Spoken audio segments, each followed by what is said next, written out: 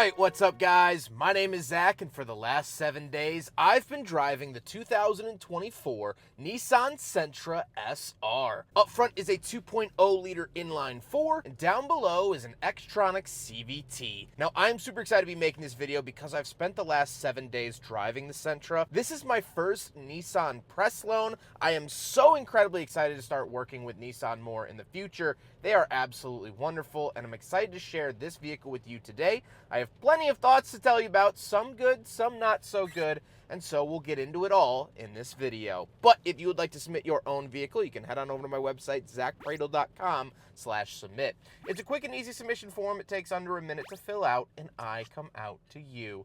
But let's get back to that 2-liter inline 4 under the hood. Well, it makes 149 horsepower. It's nothing crazy. It's about middle of the road for this class. Right up at basically 150. It's fine. I don't really love the amount of power, but I also don't hate it. I think it's respectable for this class of car. Like I said, paired to it is a CVT. Now, historically, I have really disliked CVTs. I have shouted from the rooftops my displeasure with them, and that feeling is starting to go away. Nissan has been tuning and changing their CVTs over the last couple of years, and I'm happy to report that I don't mind it in this car. Do I love it? Am I writing it a Valentine's Day card? No. But it doesn't bother me anymore. I didn't even really think about it the whole time I had this loan, and when I started making the video, I had to make sure that it was in fact a CVT. And it is. It's not bothersome. It's not clunky. It's not weird anymore. And that is a huge step forward for Nissan. Last but not least about the drivetrain, it is, of course, front-wheel drive.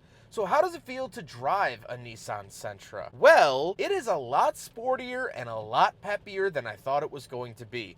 Now, I personally own a 2019 Mazda 3 hatchback, and we'll talk about that car quite a bit towards the end, comparing it to this one. But that car makes 186 horsepower.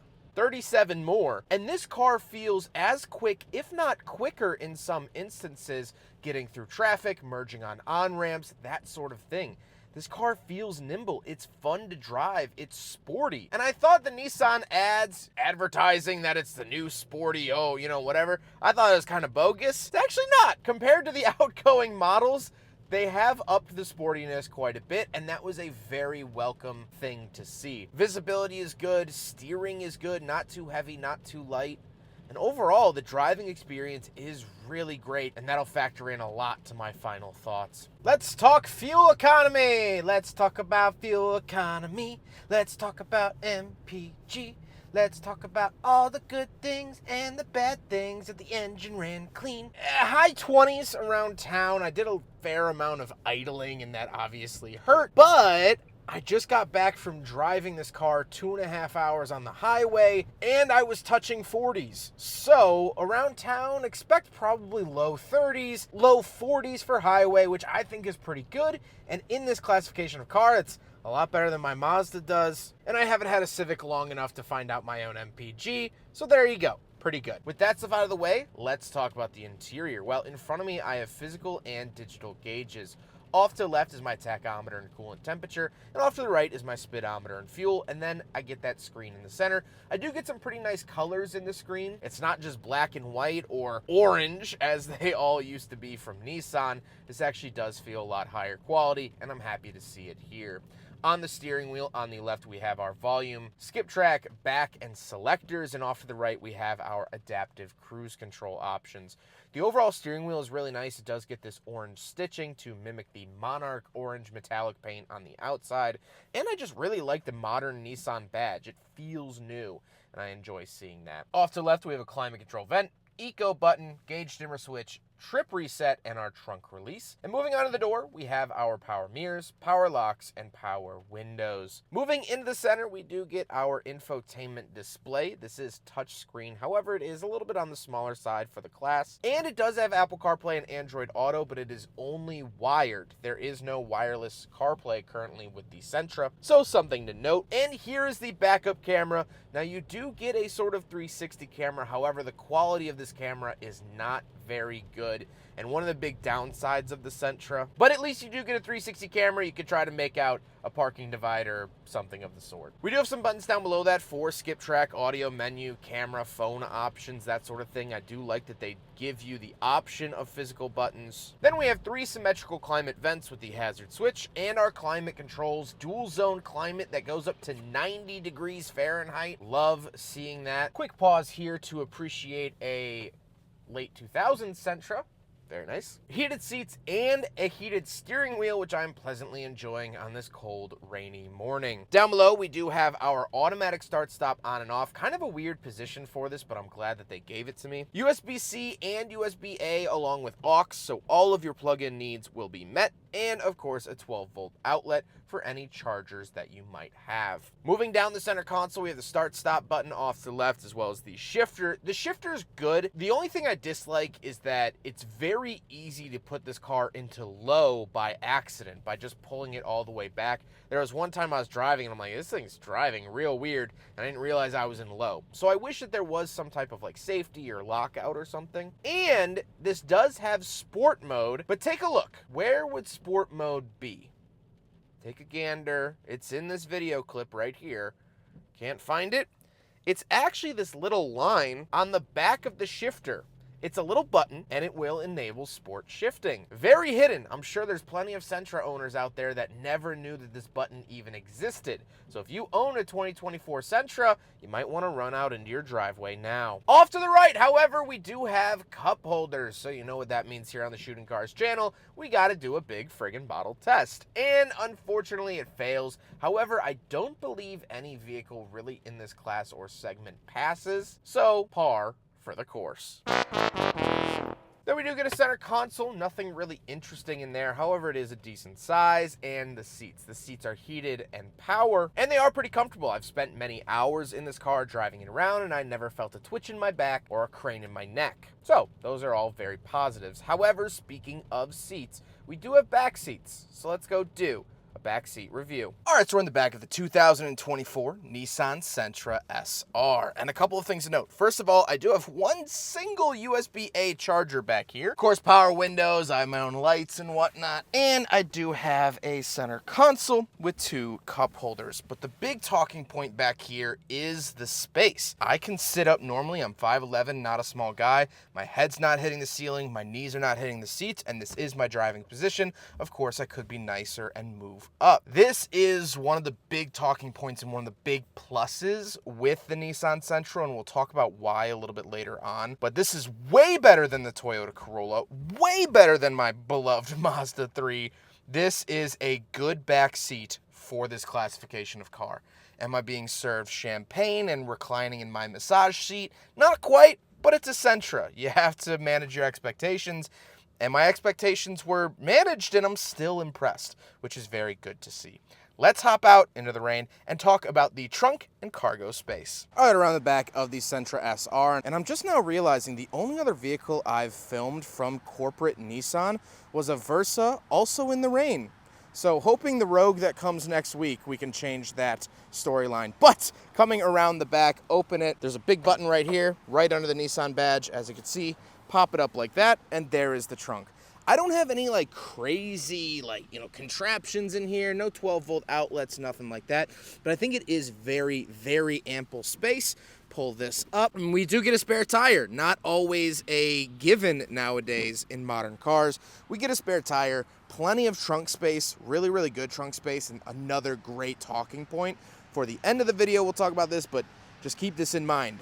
Fantastic space back here. Now we gotta talk about the looks, and like I mentioned with the interior stitching, this is finished in Monarch Orange Metallic with a super black roof. Now this is a $645 color option, but if you do have 2 eyeballs, I think you're doing yourself a favor by selecting this option. This color is wonderful, and I know I'm doing this walk around here on a cold, rainy day. It still looks very vibrant, and I think it cheers up the day. But I took this shot the day I got it when it was golden hour, sun was going down.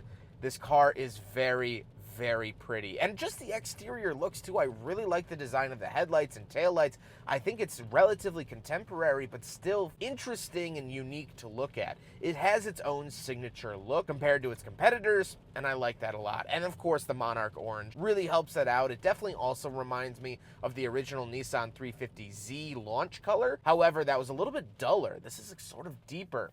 I really, really like it. With all of that being said, let's get on to my final thoughts. What do I think driving a 2024 Nissan Sentra SR for the last 7 days? Well, I've enjoyed my experience. Like I said, that driving feel really caught me off guard and ended up being really, really nice. I would say this is one of the sportiest cars in its class for sure. Of course, sparing like the Civic Si or Civic Type R, Mazda 3 Turbo. For the naturally aspirated boys, this is pretty dang good. I've enjoyed looking at this car. Walking out to this car in my driveway has been a treat. The Bose sound system is absolutely wonderful and definitely something that I would go for. However, it does add a decent amount to the sticker, which we'll talk about in a second. But overall, I'm happy with it. But how does it compare to the Honda Civic and Mazda 3? Now, I picked those two cars because I have the most experience with them. The Corolla is another great option. The Elantra is another great option. That sort of thing. But I have the most experience with the Civic and the Mazda 3. Of course, I own a Mazda 3. I've done 94,000 miles in my Mazda 3. So that's why I'm comparing it to the Civic and 3. At this price point of nearly $30,000, no, I don't prefer this over the 3 or the Civic. Couple reasons for that, and it's all just little details. No wireless CarPlay, no auto holding brake. I didn't even mention that because there's no button for it. There's no auto holding brake in this car. The backup camera is very low quality, laughable low quality. And on paper, the 2-liter is underpowered compared to its competitors. Now, like I said, I do like the power out of this car, but if we're comparing specs, you gotta mention that. If I was going to spend $30,000 on a sedan, I would still pick the Mazda 3. However, although I'm driving the nice version in this video, let's take a look at the base models. The Honda Civic base goes for $23,950, so $24,000. The Mazda 3, if you want the sedan, starts at $24,100, and the hatchback starts at $25,600. And just to throw the Corolla in there, the Corolla starts at $22,000. This starts at $20,980, so let's just call it $21,000. At the base level, it's more affordable than the Corolla, Civic, and Mazda 3. And yes, you are going to be lacking some pretty big features, but the 2-liter inline-4 and CVT are carried throughout all of the trim levels. So you're still going to have that great sporty driving feel. The chassis is the same, so that rear seat space is going to be the same throughout all the trim levels. You're still going to get that great back seat space. Still going to get the great trunk space. It's still going to look pretty good. Now, this is a premium color, and you can't get this on the base model, but I think this car is attractive. And so at that end of the scale, for an entry-level, more basic vehicle, I think the Sentra really, really shines. So I guess, at the end of the day, the saying is true. Less is more. And the Sentra has a lot to offer. I hope you guys enjoyed the video. Huge thank you to Nissan for letting me borrow their Sentra for the last 7 days. Huge thank you to Steve Parrott and Mr. Stephen O'Neill, two of the best in the industry. Absolutely fantastic to work with. Lovely gentlemen, and I look very much forward to filming with them more. Also, quick pause for a 2010s Sentra.